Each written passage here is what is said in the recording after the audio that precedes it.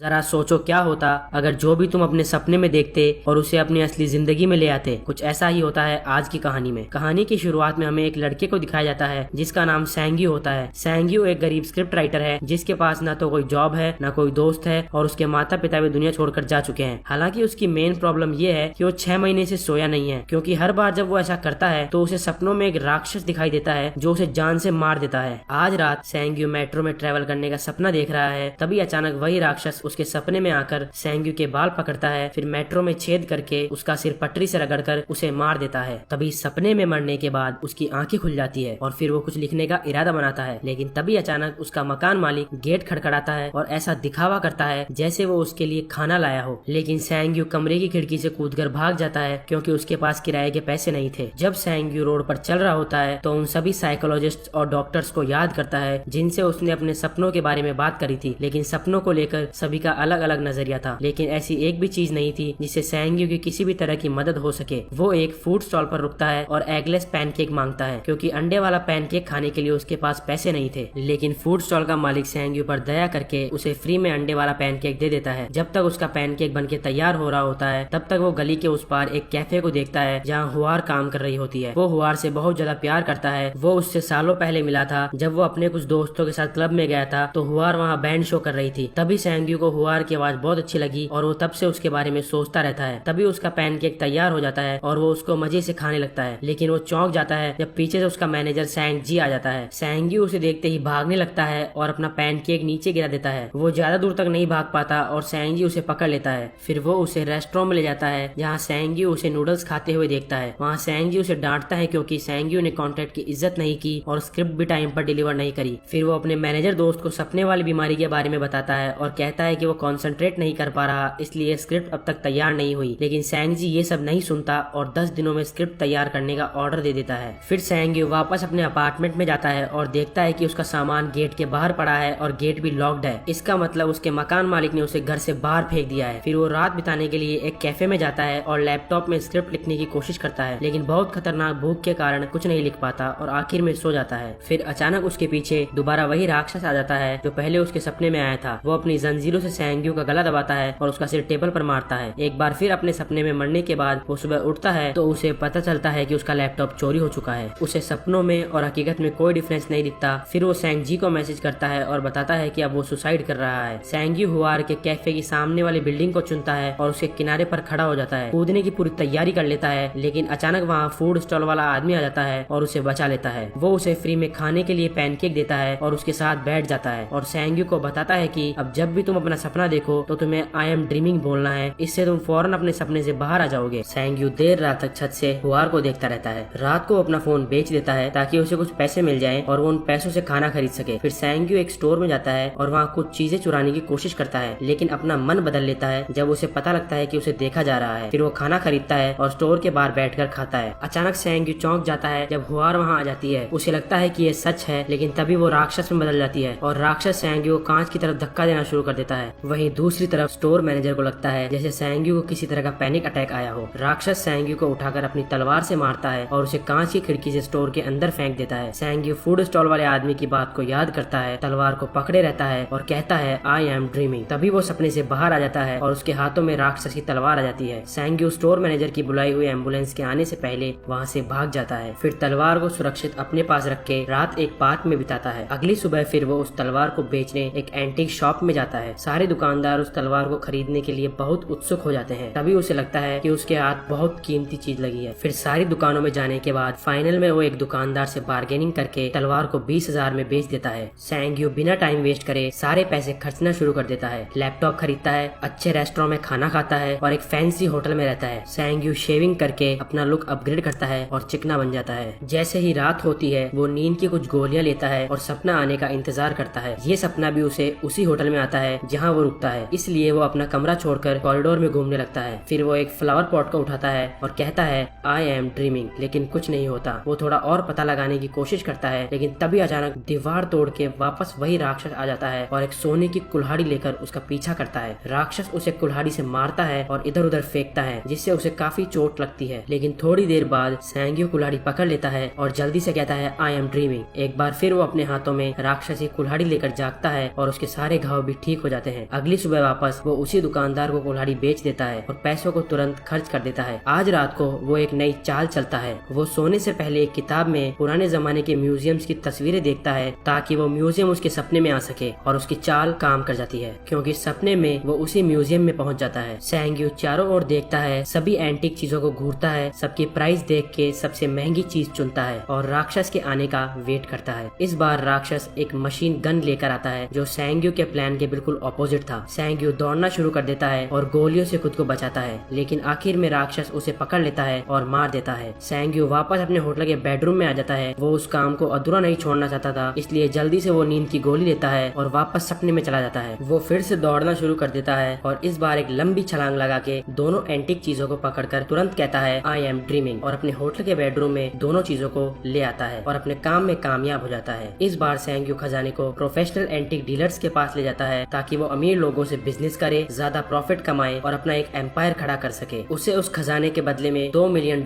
मिलते हैं। जब वो डीलर से मिलके बाहर आता है तो रास्ते में उसे सैंग मिल जाता है जो बहुत गुस्से में उसके पास आता है क्योंकि उसे लग रहा था कि सैंग्यू मर चुका है। सैंग्यू उसे एक फैंसी रेस्टोरेंट में खाने के लिए इनवाइट करता है और उसे उसके पैसे वापस देता है जो उसने स्क्रिप्ट लिखने के लिए दिए थे। अगले दिन सैंग्यू हुआर के कैफे में जाता है और कॉफी ऑर्डर करने के बाद उससे पूछता है कि क्या वो उसे पहचानती है, लेकिन हुआर पहचानने से मना कर देती है। उसी रात सैंग्यू सैंग जी के साथ डिनर में ड्रिंक कर लेता है। सैंग जी उसकी सफलता का राज जानना चाहता है, इसलिए सैंग्यू को उसके होटल के कमरे में ले जाता है और उसे बेड पर लेटाने के बाद वहाँ से जाने का नाटक करता है। वो वापस आता है और सैंग्यू के वॉलेट और चेकबुक को देखता है, लेकिन वो चौंक जाता है जब अचानक सैंग्यू अपने हाथों में गोल्ड की बहुत सारी चेनों के साथ नींद से जाग जाता है। सैंग जी उसका राज जान जाता है। अगले दिन सैंग्यू हुआर का कैफे खरीद लेता है और उससे यह डील करता है कि अगर प्रॉफिट हुआ तो दोनों पैसे इक्वली शेयर करेंगे और लॉस हुआ तो सारे मैं दूंगा। ये दिखाने के लिए कि हुआर सैंग्यू की कितनी आभारी है, वो उसे डिनर पर इनवाइट करती है जहाँ वो दोनों अपने शेयर्ड बिजनेस के बारे में बातें करते हैं। सैंग्यू वापस अपने होटल के रूम में आ जाता है जहाँ वो एडवेंचरस सपनों में चला जाता है और सैंग जी उसकी बॉडी को प्रोटेक्ट करता है। अपने सपनों में वो बैंक लूटता है जहाँ वो दिखाता है कि अब वो इन चीजों में एक्सपर्ट हो चुका है। उसका अब सपनों पर पूरा कंट्रोल है और वो अपने दिमाग से इन चीजों को अपने इशारों पर नचाता है। राक्षस भी अब उसका कुछ नहीं कर सकता क्योंकि वो उसे भी मुंह तोड़ जवाब देना सीख गया है। सैंग्यू अपने सपने से लाल रंग की लग्जरी गाड़ी भी लाता है। सैंग्यू गिफ्ट के तौर पर एक पैसों का बैग फूड स्टॉल वाले आदमी के पास भी रख देता है, इतनी बार फ्री में खाना देने के लिए। कैफे बंद होने के बाद सैंग्यू हुआर के साथ वॉक पर जाता है और थोड़ी सी बातचीत के बाद हुआर गैस कर लेती है कि सैंग्यू एक स्क्रिप्ट राइटर है। सैंग्यू पकड़ा न जाए इसलिए उसने एक स्क्रिप्ट लिखी और सैंग जी को पढ़ने के लिए दी। तब तक वो एक सपना देखता है और जैसे ही सैंग्यू नींद से उठता है, सैंग जी बहुत अच्छी स्क्रिप्ट होने के कारण उसे पढ़ के रो रहा होता है। वो दोनों स्क्रिप्ट को फिल्म कंपनी को बेचने का प्लान बनाते हैं और बेस्ट एक्टर्स को हायर करने के लिए कंपनी को पैसे भी देते हैं ताकि मूवी हिट रहे। कुछ दिनों बाद सैंग्यू अपने सपने में कुछ अजीब चीज नोटिस करता है। वो एक राक्षसी साधु को गर्दन नीचे करके सिंहासन पर बैठे हुए देखता है और जब वो उसके शरीर से उसका गोल्डन बेल्ट निकालने की कोशिश करता है तो सैंग्यू की अंगुलियां गायब होने लगती है और जलने लगती है, लेकिन वो हार नहीं मानता और अपना हाथ पीछे लेने के बाद दोबारा बेल्ट को निकालने की कोशिश करता है और इस बार कामयाब हो जाता है। एक रात सैंग्यू हुआर को उसी छत पर ले जाता है जहाँ वो सुसाइड करने की कोशिश करता है। उसे फायर क्रैकर शो दिखाता है जो उसने स्पेशली हुआर के लिए ऑर्गेनाइज किया था। जब सैंग्यू अपने रूम में वापस पहुँचता है तो सैंग जी आज रात का खजाना लूटने के लिए तैयार हो जाता है, लेकिन सैंग्यू उसे मना कर देता है और अकेला ही सो जाता है। फिर सपने में वो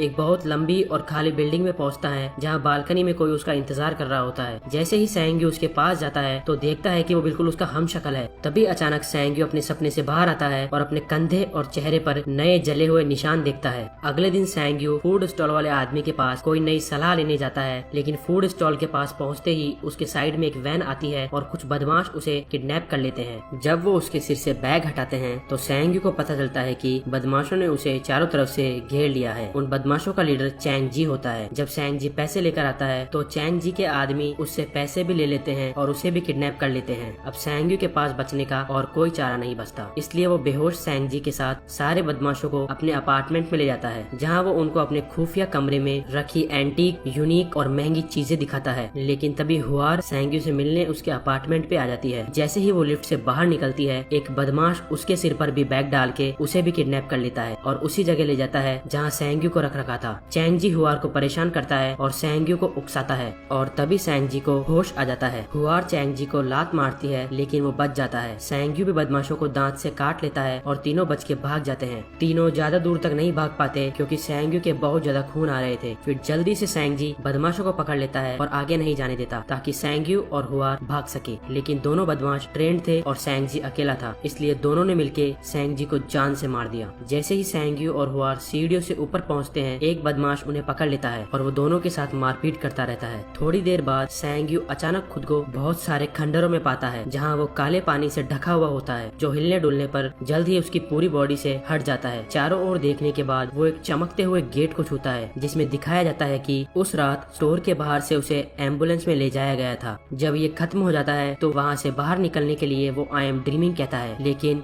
कुछ नहीं होता, बल्कि उसका ब्लड लॉस होने लग जाता है। अचानक उसका शरीर बदलना शुरू हो जाता है और सैंगयू दानव यानी राक्षस बन जाता है। फिर उसके हाथ में एक कुल्हाड़ी आ जाती है, जिससे वो दीवार को तोड़ने की कोशिश करता है। आखिर में जब दीवार टूट जाती है तो राक्षस सैंगयू के लिविंग रूम में आ जाता है और राक्षस सभी बदमाशों को मशीन गन से मार देता है। फिर राक्षस सैंगयू को मारने के लिए उसके पास जाता है और सैंगयू को मार देता है। फिर सभी एंटीक चीजें जो वो अपने सपनों से लाया था गायब होने लगती है, उसके अपार्टमेंट से भी और अमीर लोगों के कलेक्शन से भी। और जब वो जागता है तो खुद को वापस उसी स्टोर पर पाता है जहाँ हुआर राक्षस में बदल गई थी, और अब तक जो भी हुआ है वो सब कुछ एक बहुत लंबा सपना था। और तब से सैंगयू वहीं स्टोर के बाहर ही सो रहा है। हुआर ने सैंगयू को कॉन्सर्ट में देखा था, इसलिए वो उसे पहचान जाती है। उसे सैंगयू पर दया आ जाती है और वो उसे रियलिटी में खाना खिलाती है। जब सैंगयू नूडल्स खा रहा होता है तो हुआर उसे बताती है कि उसने सैंगयू की लिखी हुई स्टोरी एक मैगजीन में पढ़ी थी, उसे वो स्टोरी बहुत अच्छी लगी और स्टोरी बहुत अच्छी प्राइस में बिक सकती है। तब तक वो उसे अपने कैफे में काम करने की जॉब दे सकती है, जिससे वो टूट जाता है और रोना शुरू कर देता है। कई दिनों बाद अब अपने जीवन से सेटिस्फाइड सैंगयू खाना ऑर्डर करने के लिए फूड स्टॉल वाले आदमी के पास जाता है, तो वो उसे उसके पैसों का बैग वापस देता है और उसे अपने पेट पे एक निशान दिखाता है, क्योंकि उसके पास भी वही शक्तियाँ है जो सैंगयू के पास है। लेकिन उसने ये साधारण जीवन जीना ही सही समझा। जैसे ही सैंगयू उसकी कहानी सुनता है, उसके पीछे उसके आखिरी सपने का खंडर दिखाई देता है और ये पता चलता है कि गैंगस्टर्स को मारने वाला राक्षस उसका पीछा कर रहा है।